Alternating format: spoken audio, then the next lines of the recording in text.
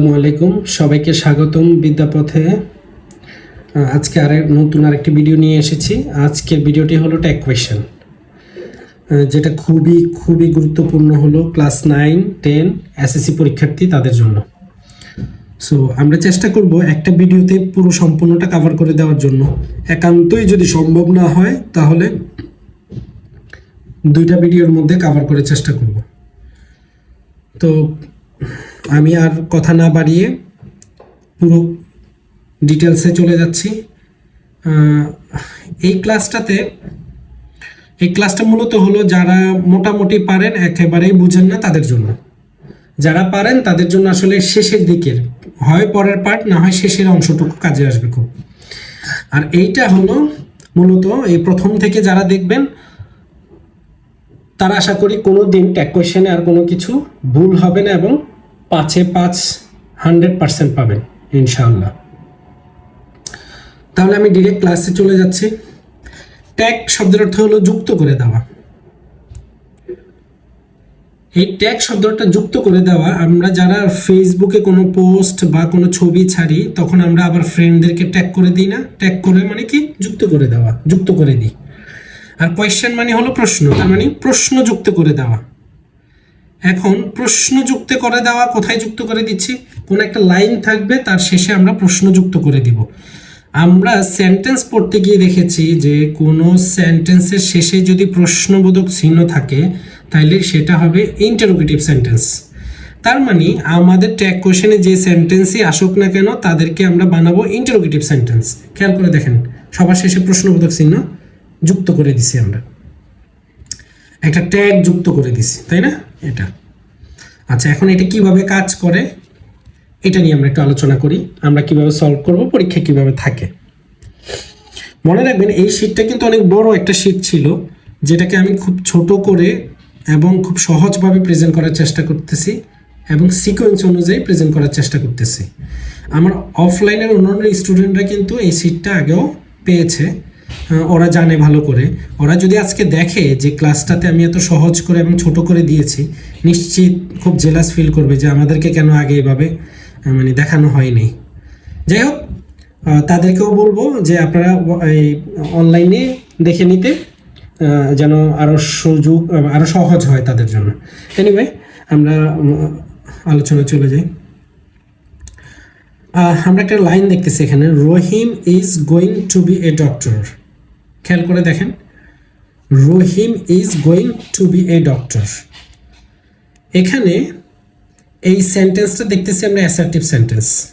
Assertive sentence কিভাবে বুঝলাম? বাক্যের প্রথমে কর্তা আছে।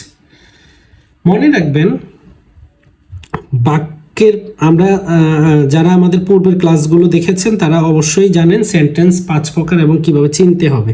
অ্যাসার্টিভ সেন্টেন্স চেনার উপায় হলো বাক্যের প্রথমে কর্তা থাকবে।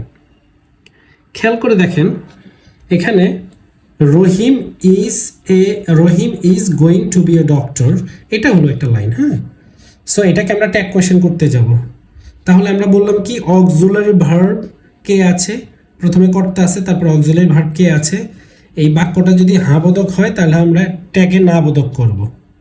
এই বাক্যটা যদি না বোধক থাকে তাহলে আমরা এখানে হ্যাঁ বোধক করব। এই অক্সিলারি ভার্বটা আমরা ব্যবহার করব এখানে। তারপরে এখানে যে পার্সন থাকবে তার প্রোনাউনটা ব্যবহার করবে এখানে।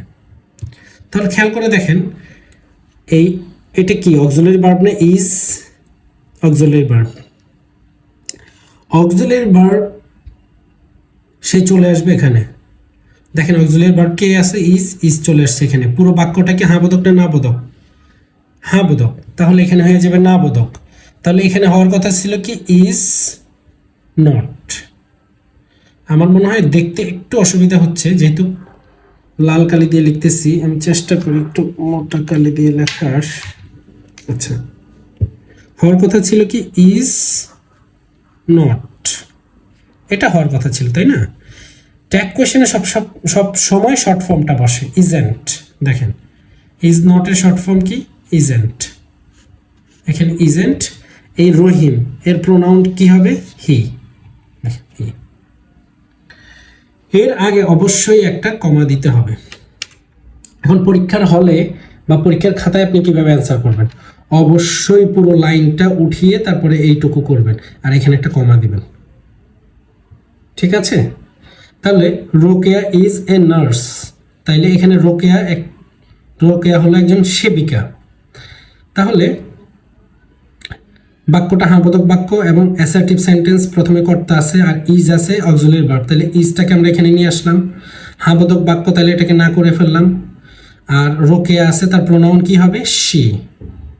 ওকে, Rahim gave me a pen, খেয়াল করে দেখেন, Rahim gave me a pen.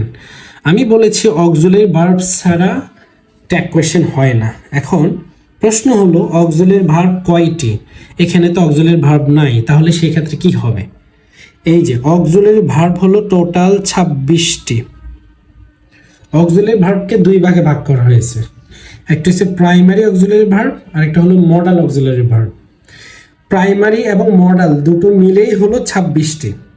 দেখেন আমরা টেন্সে যে অক্সিলারি ভার্ব ব্যবহার করছি না, সেগুলো তো আছেই, পাশাপাশি আরও কিছু অক্সিলারি ভার্ব আছে, এখানে দেওয়া আছে। Am, is, are, was, were, have, has, had, এগুলো আমরা কিন্তু টেন্সের বদলতে চিনি আগে থেকে। এছাড়া ডু, ডিড, ডাজ, শ্যাল এটাও টেন্সে আছে, উইল এটাও টেন্সে আছে, shall, should, would, may, might, can, could, must, use to, ought to, dare, need to, being আর বিন। মনে রাখবেন অনেক বইতে দেওয়া আছে 24টি, অনেক বইতে দেওয়া আছে 24টি, অনেক বইতে দেওয়া আছে 26টি। সো মূলত হবে 26টি। এর ব্যবহার আমরা পর্যায়ক্রমেই দেখব। হ্যাঁ, আশা করি আপনাদের কোনো সমস্যা হবে না। যাই হোক, এই 26টি আপনার মুখস্থ ঠোঁটস্থ থাকতে হবে, কারণ বাক্যের মধ্যে বারবার আমরা এদেরকে খুঁজে বের করতে হবে। যদি এরা না থাকে তারপরও এদের হেল্প নিয়ে আমরা সমাধান করতে হবে। আমি আবারও বলতেছি, বাক্যেতে আমাদের অক্সিলারি ভার্ব খুঁজতে হবে, এদের উপস্থিতি আছে কিনা। যদি এদের কারো উপস্থিতি না থাকে তারপরেও এখান থেকে হেল্প নিয়ে আমাদের সমাধান করতে হবে। এখন প্রশ্ন হলো, আমরা দেখেছি প্রেজেন্ট ইনডেফিনিট টেন্স এবং পাস্ট ইনডেফিনিট টেন্সে কখনো এরকম অক্সিলারি ভার্ব কিছু থাকে না। প্রেজেন্ট ইনডেফিনিট টেন্সের স্ট্রাকচার কি? Subject plus V1 plus object. আর past indefinite tenses subject plus V2 plus object. তাহলে প্রেজেন্ট ইনডেফিনিট টেন্স এবং past indefinite tense, present indefinite tense এই বাক্যটা আছে পাস্ট ইনডেফিনিট টেন্স, তাহলে এখানে আমি অক্সিলারি ভার্ব কি ব্যবহার করব? মনে রাখবেন প্রেজেন্ট ইনডেফিনিট টেন্সে সব সময় হেল্প করতে আসে ডু অথবা ডাজ। অক্সিলারি ভার্ব যদি কখনো প্রয়োজন হয় তখন এরা দুইজন হেল্প করতে আসে। আর পাস্ট ইনডেফিনিট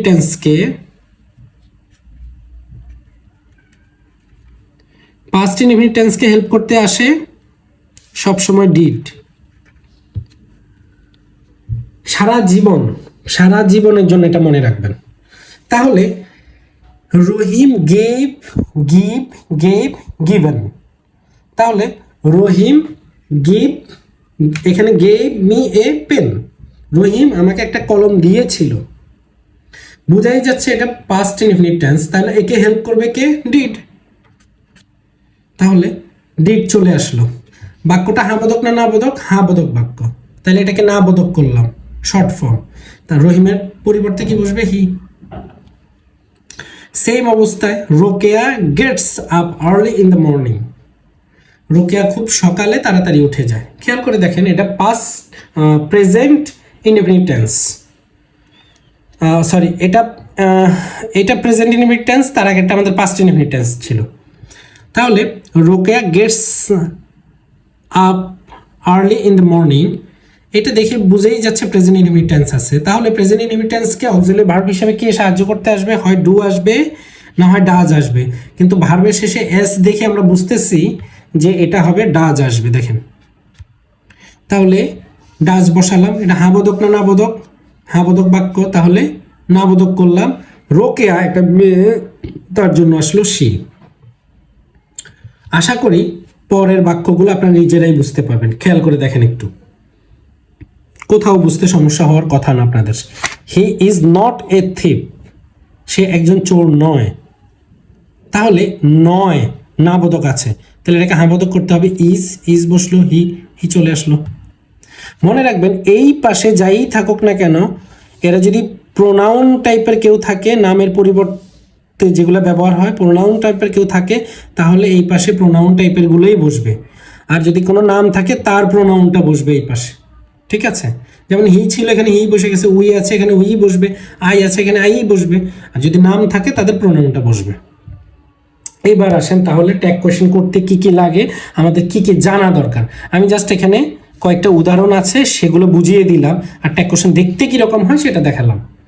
এখন আসেন ট্যাগ কোয়েশ্চেন করতে কি কি লাগে, এবার ইনগ্রেডিয়েন্টসগুলো কি কি সেটা আমরা জানি, এবং কোন দিকগুলো আমাদের দেখতে হবে ট্যাগ কোয়েশ্চেন করতে গেলে।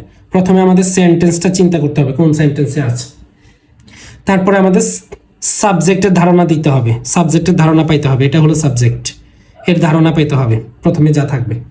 তারপরে আমাদের খুঁজতে হবে কি, অক্সিলারি ভার্ব খুঁজতে হবে, অক্সিলারি ভার্ব সম্পর্কে আমাদের ধারণা থাকতে হবে। তারপরে হলো অক্সিলারি ভার্ব যদি না থাকে তখন আমাদের মেইন ভার্বের দিকে খুঁজতে হবে। যেমন এখানে দুইটা পাইছি আমরা, প্রেজেন্ট ইনহেরিটেন্স এবং পাস্ট ইনহেরিটেন্স, কারণ এর উপর ভিত্তি করে আবার এদেরকে অক্সিলারি ভার্ব হেল্প করতে আসে। এরপরে আমাদের এইখানে যে সাবজেক্ট থাকবে এর প্রোনাউন সম্পর্কে ধারণা থাকতে হবে। তারপরে খেয়াল রাখতে হবে হ্যাঁ বোধক না বোধক বাক্য, দেখেন অ্যাফার্মেটিভ নাকি নেগেটিভ বাক্যটা, সেটা ধারণা থাকতে হবে। তারপরে হলো এটা এই পাশে যে বসলো এটা সিঙ্গুলার না প্লুরাল।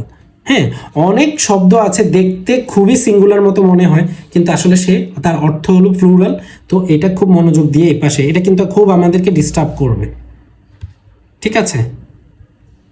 খুবই দেখেন এই জায়গাতে কে বেশি আমাদেরকে ডিস্টার্ব করবে, এই ভদ্রলোক আর এই ভদ্রলোক প্রচুর ডিস্টার্ব করবে আমাদেরকে। সো এদেরকে আমাদের খুব ভালোভাবে ঝালাই করে নিতে হবে। আচ্ছা, তাহলে আমি কি বললাম, ট্যাগ কোয়েশ্চেন করতে গেলে সিকোয়েন্স অনুযায়ী আমাদের এই বিষয়গুলো সম্পর্কে স্পষ্ট ধারণা থাকতে হবে, এবং এইভাবেই আমাদের চিন্তা করে শেষ করতে হবে। দেখেন প্রথমে সেন্টেন্সের ধারণা থাকতে হবে, সাবজেক্টের ধারণা থাকতে হবে, অক্সিলারি ভার্বের ধারণা থাকতে হবে, তারপরে মেইন ভার্ব, অক্সিলারি ভার্ব যদি না থাকে কোনো বাক্যে তাহলে তার মেইন ভার্বের সম্পর্কে ধারণা থাকতে হবে, তারপরে প্রোনাউন সম্পর্কে ধারণা থাকতে হবে, তারপরে অ্যাফার্মেটিভ এবং নেগেটিভ সম্পর্কে ধারণা থাকতে হবে, তারপরে সাবজেক্ট সিঙ্গুলার না প্লুরাল সেই সম্পর্কে আমাদের ধারণা থাকতে হবে। এবার আসেন আমাদের অক্সিলারি ভার্ব সম্পর্কে, এটাও দয়া করে সবাই মুখস্থ করে ফেলবেন। এবার আসেন আমরা এই সিকোয়েন্স অনুযায়ী আস্তে আস্তে সলভের দিকে চলে যাই, সলভ করব। Okay fine. এবার আসেন সেন্টেন্স। প্রথমে আমি বললাম কি সেন্টেন্স সম্পর্কে ধারণা থাকতে হবে। আমরা আমাদের পূর্বের ক্লাসগুলোতে সেন্টেন্স সম্পর্কে বিস্তারিত আলোচনা করেছি। সেন্টেন্স 5 প্রকার: assertive, interrogative, imperative, objective, exclamatory. এখন তাহলে ট্যাগ কোয়েশ্চেনের ক্ষেত্রে কোন কোন সেন্টেন্স আসতে পারে আমরা খেয়াল করে দেখেছি। অ্যাসার্টিভ আসে, যত ট্যাগ কোয়েশ্চেন করতে হয় সবাইকে ইন্টারোগেটিভ করতে হয়, তার মানে ইন্টারোগেটিভ আসবে না, কারণ এটাই তো বানাইতে হয় আমাদের সব সেন্টেন্সকে। ইম্পারেটিভ আসে, অপারেটিভে কখনোই ট্যাগ কোয়েশ্চেন আসে না, এক্সক্লেমেটরিতে আসে। তাহলে সেন্টেন্স 5টা সেন্টেন্সের মধ্যে ট্যাগ কোয়েশ্চেন আকারে আসে মাত্র 3টাতে। এখন আমরা কিছু এক্সাম্পল দেখি এখানে। ইউ আর গোয়িং অ্যাব্রোড, হ্যাঁ বোধক বাক্য, অক্সিলারি ভার্ব আছে, নিয়ে আসলাম অক্সিলারি ভার্বকে, হ্যাঁ বোধক যেহেতু না বোধক করলাম, ইউ আছে ইউ বসাই দিলাম। এইভাবে এখানে অনেকগুলো উদাহরণ আছে দেখেন। অ্যাসার্টিভ সেন্টেন্সে তাহলে কিভাবে হবে, এখানে উদাহরণগুলো আছে।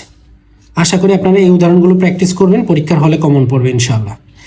কেউ যদি এই শীটটাকে 100% ফলো করে এবং পরিপূর্ণভাবে খুব মনোযোগ দিয়ে প্র্যাকটিস করে, পরীক্ষার হলে তাকে একটা মার্কস কাটার মতো কোনো সুযোগ থাকবে না কারো তার, কেউ যদি এই শীটটা খুব ভালোভাবে প্র্যাকটিস করে। আচ্ছা, অ্যাসার্টিভ সেন্টেন্সের কিছু উদাহরণ এখানে দেওয়া আছে। আচ্ছা, খেয়াল করে দেখেন এখানে কিছু চেঞ্জেসও দেওয়া আছে। আমরা এখানে আই ক্যান নট গো, তাহলে এটার হওয়ার কথা ছিল কি ক্যান আই হয়ে গেছে। আবার I have much money haven't you. আচ্ছা, এবার আসে আই ক্যান ম্যানেজ মানি। এখন এইটা কোশ্চেনটা কি হওয়ার কথা ছিল? ক্যান নট আই, তাই না? ক্যান নট আই, তাহলে এর শর্ট ফর্ম কি হবে? এর শর্ট ফর্ম হওয়ার কথা ছিল ক্যান, এরকম হওয়ার কথা ছিল, তাই না? কিন্তু মূলত এটা ভুল, সঠিকটা হবে কান্ট আই। এই যে দুইটা অ্যান, সেটা হবে না। তার মানে বুঝতেছি যে অক্সিলারি ভার্ব কিছুটা দুই একটাতে খুব একটা মনে হইতেছে কিছুটা চেঞ্জ আছে, এটা একটু খেয়াল রাখলেই হবে। হ্যাঁ, চেঞ্জগুলো কোথায় কোথায় এটা আমরা সামনের দিকে আলোচনা করব। আপনারা জাস্ট এগুলো দেখেন, যেখানে চেঞ্জ থাকবে ভয় পাওয়ার কিছু নেই, এর সামনেই কিন্তু আমরা আলোচনা করব, সেখানে আপনি বুঝে যাবেন যে আসলে কোথায় চেঞ্জ। অ্যাসার্টিভ সম্পর্কে আমরা একটা ধারণা পেয়ে গেছি যে প্রথমে কর্তা থাকবে, তারপর অক্সিলারি ভার্ব থাকবে। তখন আমরা কিভাবে সমাধান করব? আর যদি অক্সিলারি ভার্ব না থাকে তখন থাকবে হয় প্রেজেন্ট ইনহেরিটেন্স না হয় পাস্ট ইনহেরিটেন্স, যেখানে তাদেরকে হেল্প করতে আসবে হয় ডু বা ডাজ প্রেজেন্ট ইনহেরিটেন্সকে, আর পাস্ট ইনহেরিটেন্সকে হেল্প করতে আসবে ডিড। এই তো অ্যাসার্টিভ সেন্টেন্সে তাহলে আর সমস্যা হওয়ার কথা না। এবার আসেন ইম্পারেটিভ সেন্টেন্স।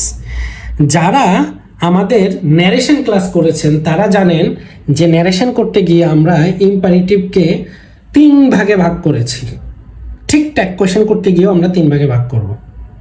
খেয়াল করে দেখেন, আমরা জানি ইম্পারেটিভ সেন্টেন্সকে চিনতে হয় এভাবে যে ইম্পারেটিভ সেন্টেন্সের প্রথমে কর্তা থাকে না, সাধারণত ভার্ব দ্বারা বাক্যটি শুরু হয় অথবা লেট দ্বারা শুরু হয়। তাহলে আমরা বুঝতে পারলাম কি সাধারণত ভার্ব দ্বারা বাক্যটি শুরু হয়। এখন ইম্পারেটিভের কোনো সেন্টেন্স যদি ভার্ব দ্বারা শুরু হয়, মানে পার্ট 1, আমাদের ন্যারেশন অনুযায়ী হলো পার্ট 1 এটা। কারো যদি বুঝতে অসুবিধা হয় দয়া করে আমাদের ন্যারেশনের ভিডিওগুলো দেখে আসবেন। 1 নম্বর ভিডিও কি 2 নম্বর ভিডিও হলে 2 নম্বর ভিডিওটা দেখলেই বুঝবেন।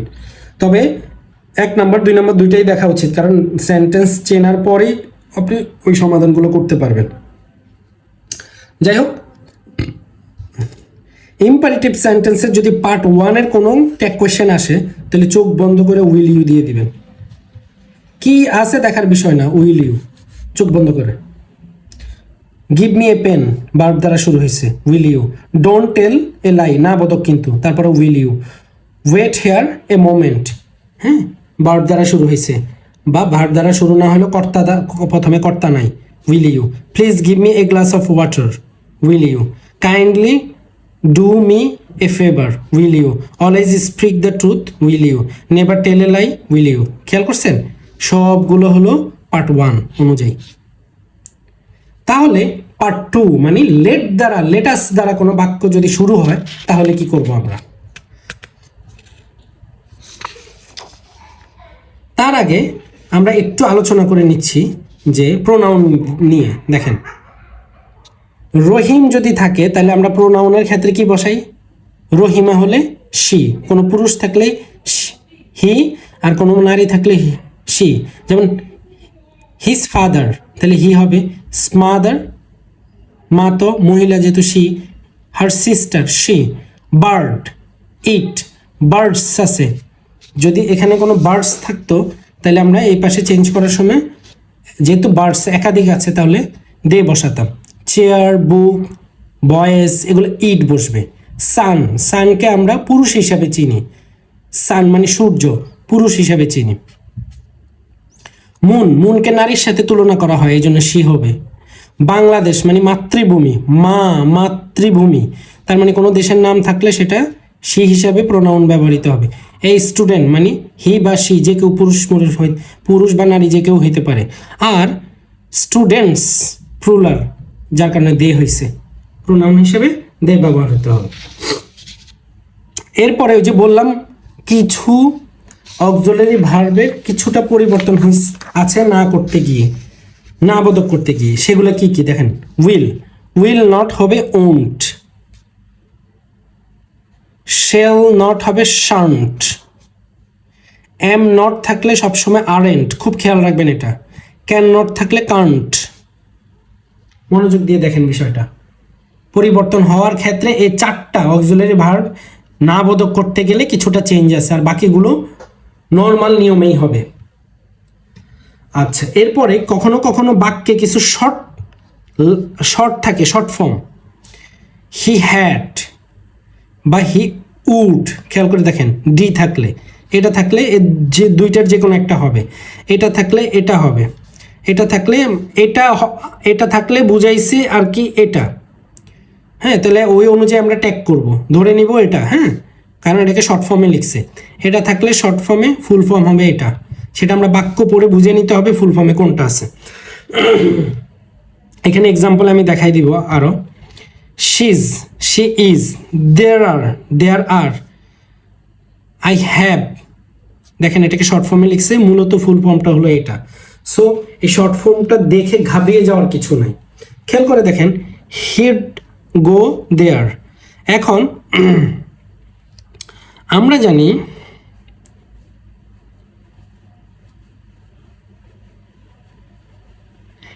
এখানে উড বসছে, কিভাবে বুঝলাম? কারণ ভার্ব 1 আছে এটা, আবার এখানে ভার্ব 3, হ্যাডের পরে সবসময় ভার্ব 3 টেন্সের স্ট্রাকচার অনুযায়ী। তাহলে এটা কি হয়েছে বুঝতে পারছেন? তাহলে উডেন্ট হি, আবার হ্যাডেন্ট হি, দেয়ার্স মানে দেয়ার ইজ হবে, তাহলে ইজেন্ট দেয়ার আরেন্ট দে। আশা করি বুঝতে পারছেন। কারো কোথাও বুঝতে অসুবিধা হলে দয়া করে আমাদের কমেন্ট বক্সে জানিয়ে দেবেন। আমাদের ফেসবুক পেজ এবং ইউটিউব চ্যানেল বিদ্যাপথ, যে কোনো এক জায়গায় জানিয়ে দিলে আমাদের যে কোনো একজন প্রতিনিধি আপনাকে বিষয়টা সলভ করে দেবে ইনশাআল্লাহ। আচ্ছা, এরপরে আসেন, আমরা যেটা আলোচনায় ছিলাম যে ইম্পারেটিভের পার্ট ওয়ান বুঝতে আসলে কারো সমস্যা হওয়ার কথা না। তাহলে পার্ট 2-তে চলে যাই আমরা। এইটুকু হলো পার্ট 2। এটা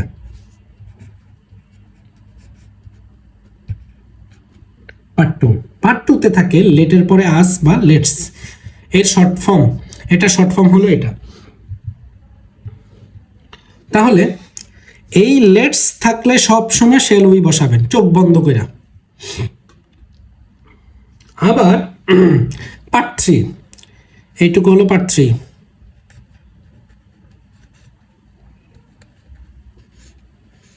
এটা হলো পার্ট 3। আমাদের ন্যারেশন ক্লাসে যারা দেখছেন তারা জানেন যে পার্ট 3-তে লেটের পরে যদি পার্সন থাকে সে চেঞ্জ হয়ে কম বয়সীটা বসে। দেখেন লেট মি, কম বয়সীটা বসছে, দেখেন মানে সাবজেক্টিভ ফর্ম। থাকলেই লেট দিয়ে কোনো বাক্য শুরু হলেই প্রথমে শেল লিখবেন, তারপরে দেখবেন যে লেটের পরে আস থাকলে উই লিখবেন। আর এটা তো হচ্ছে পার্ট 2-র নিয়ম, ঠিক আছে? আর যদি লেটের পরে অন্য কিছু থাকে, লেটের পরে আস না থেকে অন্য কিছু থাকে, তাহলে শেল লিখে যেটা আছে তার সাবজেক্টিভ ফর্মটা লিখবেন। মির সাবজেক্টিভ ফর্ম কি? আই। শেল সাবজেক্টিভ ফর্ম কি? হিমের subjective form he. Karim he. Them তার মানে দে। Her she. আশা করি কারো বুঝতে সমস্যা হয়নি, বিশেষ করে আমাদের ন্যারেশন ক্লাসগুলো যারা দেখেন, এই উদাহরণগুলো দেখেন তাহলে আরও ক্লিয়ার বুঝতে পারবেন। দেখেন, let us have a picnic, shall we, এটাও লেট আস দিয়ে আছে, শ্যাল উই। হ্যাঁ বোধক আছে না না বোধক আছে সেটা দেখার বিষয় না ইম্পারেটিভ থাকলে। এবার দেখেন লেট দেম, তাহলে এর দেমের সাবজেক্টিভ ফর্ম কি? মানে কম বয়সীটা হবে দে।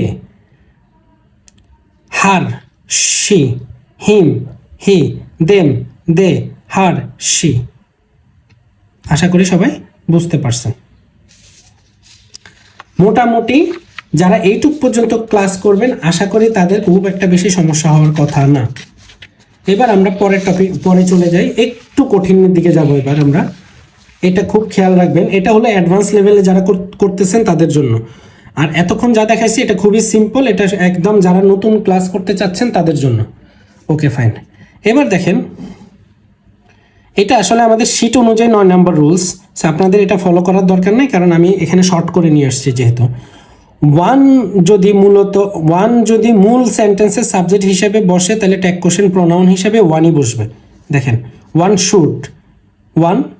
শুড লাভ ওয়ান্স কান্ট্রি, তাহলে শুডেন্ট ওয়ান অক্সিলারি ভার্ব। খেয়াল করে দেখেন, আমরা প্রথমে বাক্যটা চিন্তা করি, তারপরে চিন্তা করি অক্সিলারি ভার্ব আছে কিনা, তারপরে সাবজেক্ট, হ্যাঁ, তারপরে হাবোধক না নাবোধক, সিঙ্গুলার না প্লুরাল, এই বিষয়গুলো খেয়াল করি। এরপরে দেখেন পরের রুলসটা, শব্দের শেষে যদি বডি থাকে, প্রথমে শব্দের শেষে যদি বডি থাকে, দেখেন এভরিবডি, সামবডি, নোবডি, এনিবডি, এবং শব্দের শেষে যদি ওয়ান থাকে, everyone, someone, no one, anyone, none, এবং অল, ইচ, এভরি, মূলত সাবজেক্টগুলো সাবজেক্ট হিসেবে ট্যাগ কোশ্চেনের প্রোনাউন সবসময় দিয়ে বসবে। এগুলো সবগুলো প্লুরাল প্রথমে থাকলে, ওই যে বললাম কে কে আমাদেরকে সমস্যা করতে পারে, এই যে আস্তে আস্তে সেগুলো আসতেছে, সেগুলো সলভ করতেছি। খেয়াল করে দেখেন, নোবডি কল্ড মি, এই কল দেখে আমরা বুঝতেছি পাস্ট ইনডেফিনিট টেন্স, তাহলে এটাকে সাহায্য করতে আসবে ডিড, অক্সিলারি ভার্ব, ডিড বসালাম। নোবডি নাবোধক, তার মানে এটা ডিডই থাকবে, এটাকে এখানে ডিডেন্ট ব্যবহার করার সুযোগ নেই, কারণ এই পাশে নাবোধক আছে। আর নোবডি হলো দে, দে, অ্যান্ড এই রুলস অনুযায়ী আমরা জানতে পারছি এটা প্লুরাল, নোবডি প্লুরাল। সেম অবস্থা, nobody called in a doctor, তাহলে কল্ড দেখে বুঝতেছি আমরা পাস্ট ইনডেফিনিট টেন্স, তাহলে ডিড বসলাম। নোবডি দেখতে নাবোধক এবং প্লুরাল, তাহলে ডিডই থেকে যাবে, আর এটা যেহেতু প্লুরাল তাহলে এখানে দিয়ে বসবে। অল লেফট, লেফট এটা V2, তাহলে V2 থাকলে হবে কি পাস্ট ইনডেফিনিট টেন্স, একে সাহায্য করতে আসবে অক্সিলারি ভার্ব ডিড, এখানে নাবোধক নাই, তাহলে এটাকে ডিডেন্ট লিখে ফেললাম। অল থাকলে প্লুরাল দে, ইচ থাকলে plural has done the work, তাহলে হ্যাজ হলো অক্সিলারি ভার্ব, তাহলে হ্যাজ লিখে ফেললাম। এটাকে আমরা হ্যাজেন্ট দিতে পারি, হ্যাজেন্ট দে, এটা না দিয়ে আপনারা হ্যাজেন্ট দিয়েই দিবেন, ঠিক আছে?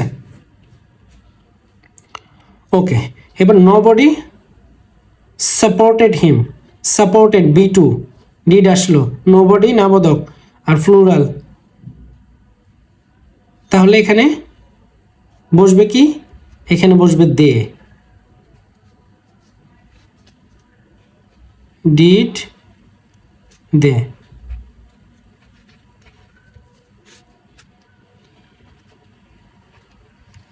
এবার আসেন নো ওয়ান উইল কাম, কেউই আসবে না, নো নাবোধক, ওয়ান উইল কাম, উইল দেখতেছি আমরা অক্সিলারি ভার্ব, তাহলে উইল বসে গেল, নাবোধক, তাই এই জন্য উইলই থাকবে, উইল নট ওন্ট লেখা যাবে না। আর যেহেতু নোবডি আছে বা নো ওয়ান আছে, তাহলে দে বসলো, যেহেতু প্লুরাল।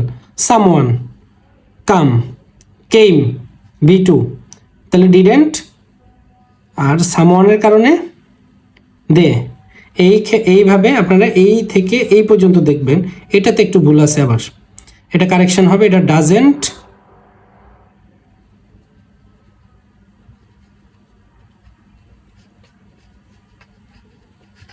দে, এটা আপনাদের মতো এটা হওয়ার কথা ছিল, তাই না?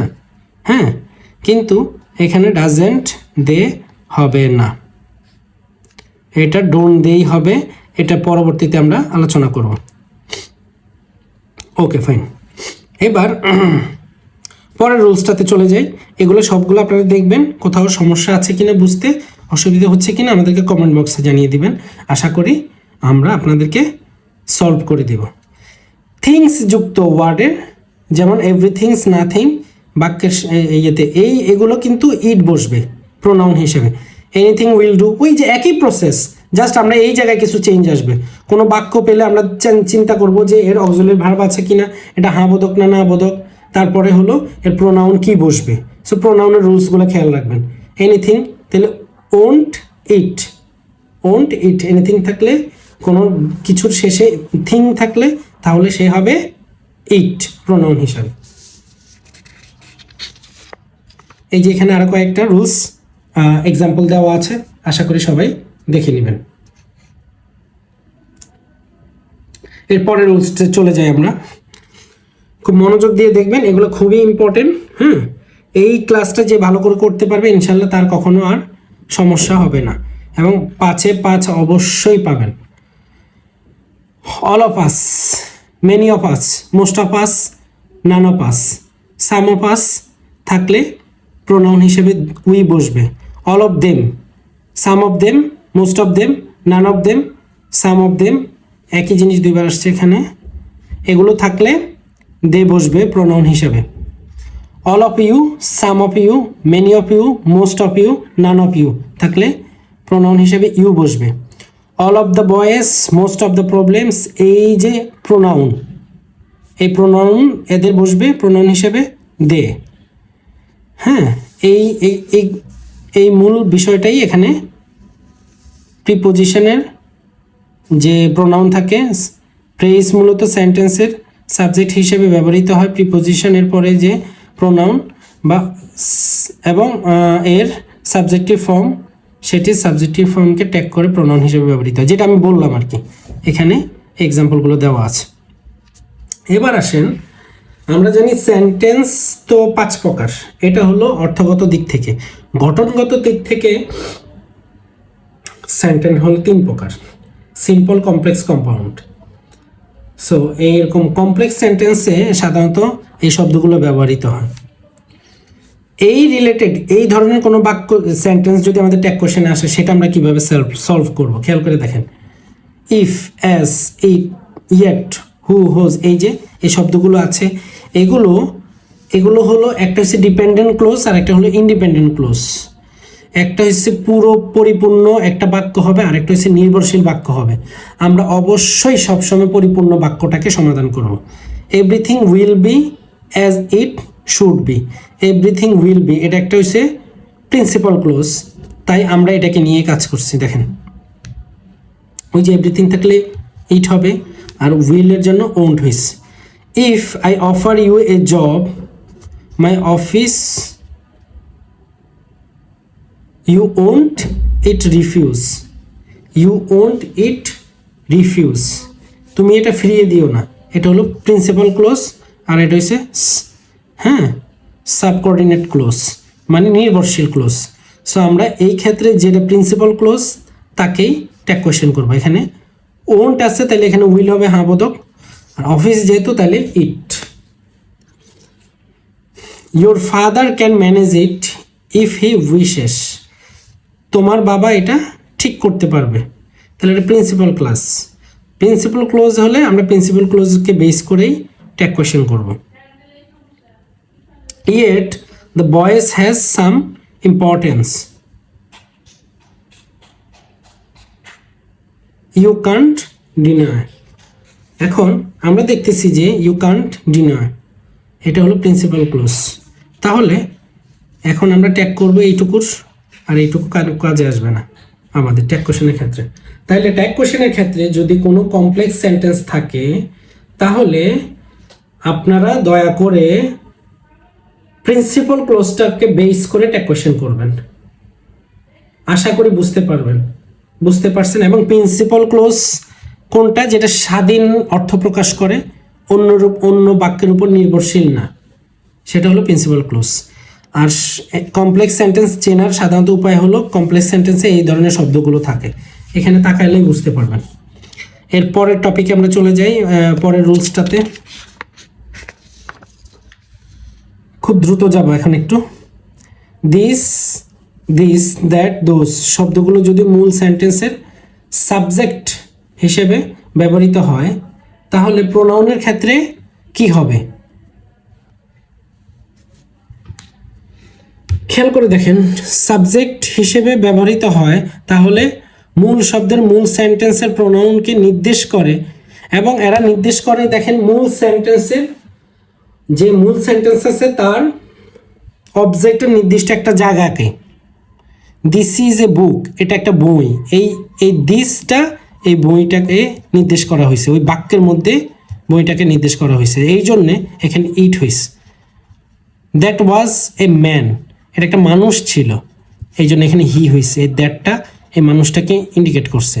দিস আর গ্রিন ম্যাঙ্গোস, এই আমগুলোকে বোঝানো হয়েছে, এই জন্য এখানে দে হয়েছে। আর অক্সিলারি ভার্বের নিয়ম অনুযায়ী সমাধান হবে। তারপর হলো এখানে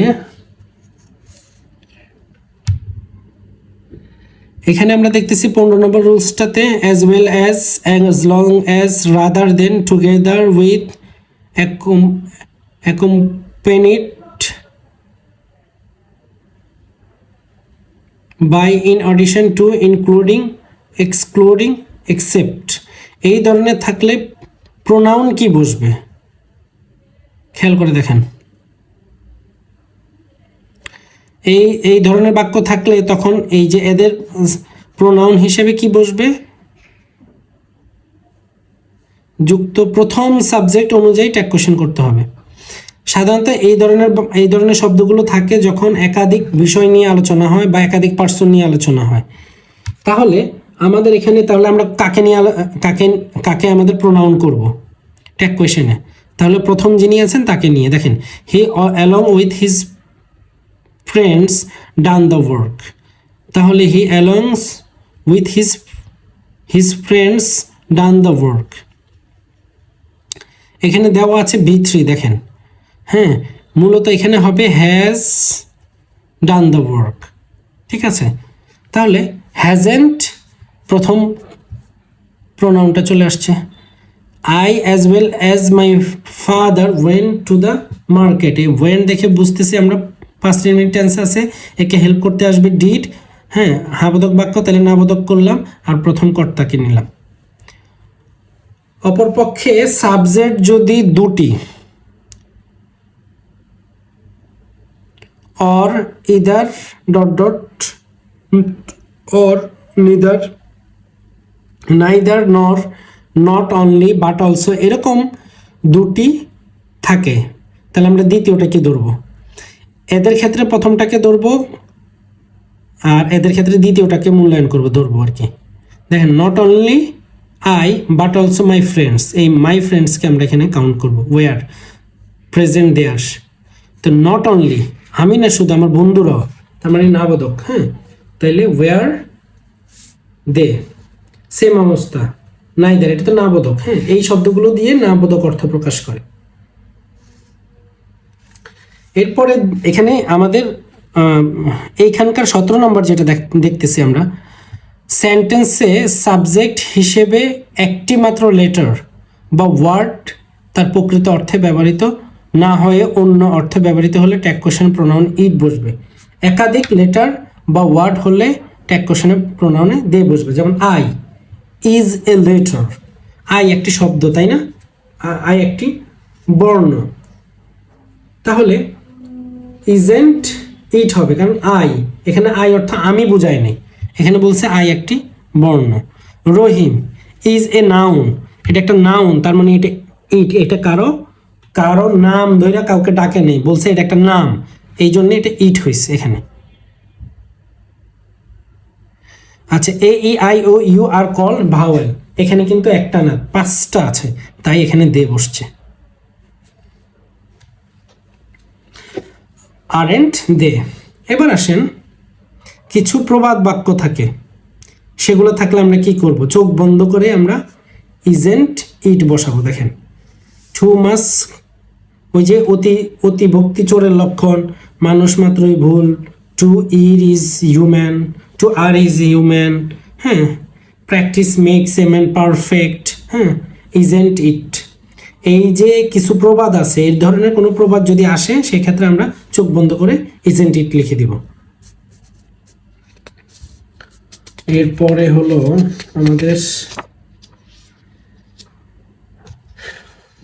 খুব ইম্পর্টেন্ট একটা রুলস, মাদার ফাদার ব্রাদার্স, এগুলোর আগে যখন কোনো দি বসবে, the mother, the father, the mother, the father and the brother, তখন মাতৃত্ব, পিতৃত্ব, ভাতৃত্ব এটা বোঝাবে, মা বোঝাবে না, হ্যাঁ। তাহলে এদের প্রোনাউন হিসেবে আমরা ইট বসাবো। এই যে যেমন একটা উদাহরণ দেওয়া আছে, যেহেতু এর অর্থ দাঁড়ায় যায়, দ্য মাদার অর্থ মাতৃত্ব, দ্য ফাদার অর্থ পিতৃত্ব, দ্য ব্রাদার অর্থ ভাতৃত্ব, তাহলে সেই ক্ষেত্রে আমরা ইট বসাবে দ্য প্রোনাউন, আর এমনি অক্সিলারি ভার্বের নিয়ম অনুযায়ী হবে, বাকি নর্মাল নিয়ম অনুযায়ী হবে। এরপরে হলো ডায়লগের মতো অনেক সেন্টেন্স আসে, সেই ক্ষেত্রে আমরা কি করব, দেখেন, সাধারণত ডায়লগের ক্ষেত্রে 2 বা ততোধিক সেন্টেন্সের শেষে বা মাঝে ট্যাগ কোশ্চেন করার কথা বলা হতে পারে। সেই ক্ষেত্রে সেন্টেন্সের শেষে শূন্যস্থান দেওয়া থাকবে, সেটিকে বিবেচনা করতে হবে। যেই সেন্টেন্সের শেষে শূন্যস্থান থাকবে সেই সেন্টেন্সকে আমরা বিবেচনা করব, তার আগেও না তার পরেও না। খেয়াল করে দেখেন, হেয়ার হি কামস, কামস দেখে বুঝতেছি প্রেজেন্ট ইনডেফিনিট টেন্স, তাহলে ডাজ আসবে তাকে হেল্প করতে, হি চলে আসছে। এখানেও তাই, এই বাক্যকে আমরা চিন্তা করিনি, আমরা এই বাক্যকে চিন্তা করছি। হি কেম, কেম দেখে আমরা বুঝতেছি এটা, এবং স্টার্টেড দেখে বুঝতেছি পাস্ট ইনডেফিনিট টেন্স, তাহলে ডিড আসবে তাকে হেল্প করতে, ডিডেন্ট হি। সেম অবস্থা পরেরটা, মাঝখানে হয়েছে দেখেন, এরপরে কিন্তু বাক্য আরও লাইন আছে। এবার আসেন কম্পাউন্ড। কম্পাউন্ড বাক্য হলো 2টি স্বাধীন বাক্য থাকবে, তাহলে আমরা কোনটা নিয়ে কাজ করব? অবশ্যই আমরা দ্বিতীয় ক্লোজ নিয়ে কাজ করব, পরের স্বাধীন বাক্যটা নিয়ে কাজ করব। সালাম is strong but Kabir is weak, এখন আমরা কবিরকে নিয়ে কাজ করব। কখনো কখনো কমপ্লেক্স সেন্টেন্সের think, see, believe, guess, hope, agree, feel, means ইত্যাদি ভার্ব এর পর দ্যাট কনজাংশন থাকে না, মানে দেখা যায় না, কিন্তু মূলত দ্যাট কনজাংশন বসার কথা কিন্তু বসে না। সেই ক্ষেত্রে আমরা দ্বিতীয় ক্লোজকে ট্যাগ করব, সেই ক্ষেত্রে আমরা দ্বিতীয় ক্লোজকে মোতাবেক ট্যাগ হবে। কিন্তু এসব ভার্বের পর দ্যাট ব্যবহৃত হলে তখন কিন্তু আমরা প্রথম ক্লোজকে ট্যাগ করব। এই শব্দগুলোর কম্পাউন্ড সেন্টেন্সে এই শব্দগুলোর পরে যদি দ্যাট থাকে তাহলে আমরা পরের অংশকেই করব, আর যদি প্রথম অংশতে যদি দ্যাট না থাকে তাহলে আমরা পরের অংশকে ট্যাগ করব, আর যদি দ্যাট থাকে তাহলে প্রথম অংশকে ট্যাগ করব। যেমন এটাতে দ্যাট নাই, এই জন্যে আমরা পরের অংশ ইউ উইল ডু বেটার এইটুকুকে ট্যাগ করছি। আবার এটাতে দ্যাট আছে, তাই আমরা এইটুকুকে ট্যাগ করার জন্য চিন্তা করছি। দেখেন এখানে উইল লেখিনি, কিন্তু এখানে don't, I hope present indefinite tense, তাহলে এটাকে ডু এসে হেল্প করবে, তাহলে ডোন্ট আই। এবার আসেন আরও কিছু শব্দ দেখি যেগুলো আমাদের বুঝতে একটু অসুবিধা হয় মাঝে মাঝে। সেন্টেন্সের সিঙ্গুলার সাবজেক্ট যদি শিশু, ইতর প্রাণী, জড় পদার্থ হয় তাহলে ট্যাগ কোয়েশ্চেনে সাবজেক্ট হিসেবে ব্যবহৃত হবে it, the baby it, my pen it, the cat it, the babies, অনেক বেবিকে বুঝাইছে এই জন্য দিয়ে হয়েছে। আচ্ছা, এবার আসেন আরেকটা রুলস। প্রথমে যদি the rich, the poor, the blind, এই শব্দগুলো আছে এগুলো একটা জাতিকে বোঝায়। দ্য রিচ মানে ধনীদের, এক শ্রেণীর মানুষদেরকে বোঝায়। দ্য পোর গরিবদের, তাহলে এগুলো দিয়ে হবে।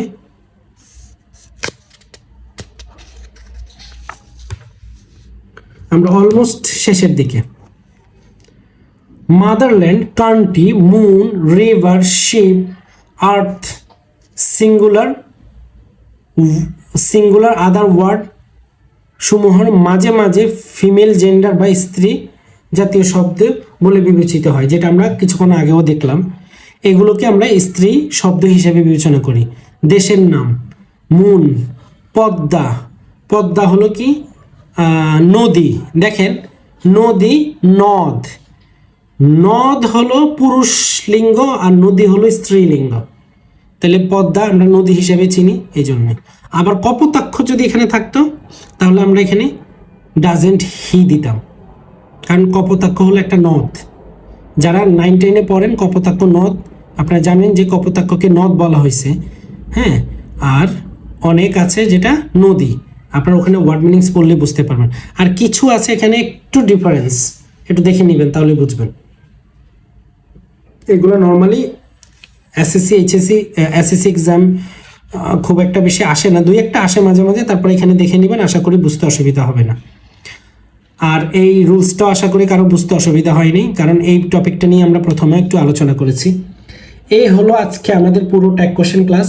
আশা করি সবার মোটামুটি ভালো লেগেছে, এবং কারো কোথাও বুঝতে অসুবিধা আছে কিনা, হয়েছে কিনা, করতে কোথাও সমস্যা হচ্ছে কিনা, বা আপনি যেখান থেকে প্র্যাকটিস করেন সেখান থেকে কোথাও আপনার কাছে মনে হচ্ছে কিনা যে আপনি কনফিউশন কি হবে, অবশ্যই আমাদের কমেন্ট বক্সে জানিয়ে দিবেন। আমাদের ফেসবুক পেজ এবং ইউটিউব চ্যানেলকে সাবস্ক্রাইব, ফলো দিয়ে রাখবেন। সবাই ভালো থাকবেন। আর নেক্সট ক্লাস কিসের উপর নেওয়া দরকার, কোন গ্রামারটা আপনাদের বেশি সমস্যা মনে হচ্ছে এবং রাইটিং পার্ট কী কী করলে আপনাদের জন্য একটু সুবিধা হয়, একটু সহজ হবে, কোনটা কঠিন মনে হয়, এই বিষয়গুলো জানাতে পারেন। আমরা পরবর্তী আপনাদের কমেন্টের উপর ভিত্তি করে ক্লাসগুলো সাজাবো। ধন্যবাদ সবাইকে।